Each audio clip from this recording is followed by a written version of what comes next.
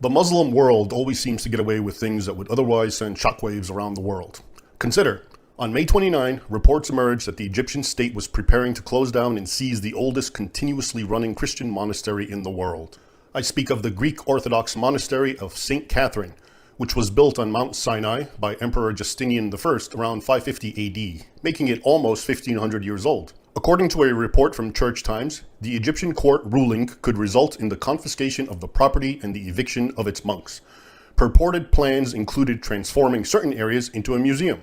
This is a wild move, even for a Muslim nation, as Adel Gindi, an Egyptian historian and co-founder of the human rights group Coptic Solidarity, writes, quote, "According to the law of Egypt, if someone occupies a desert plot and cultivates and develops it for a certain period, 15 years, they are legally entitled to own it, and thus have the right to sell it, pass it on, etc. The state cannot simply come years later and tell them, on a whim, that they were merely beneficiaries of the land, and then seize it or force them to pay a ransom.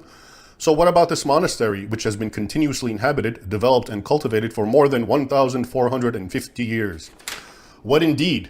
The monastery, to put this in perspective, is older than Islam itself.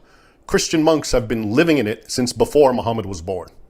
As such, St. Catherine's is not just some monastery or church that Muslim Egypt is appropriating for its own uses, as it has done to thousands of churches over the centuries. It is a UNESCO-protected site, which by definition means that the UN recognizes it for having outstanding universal value to humanity. It is therefore protected under international conventions to ensure its preservation for future generations.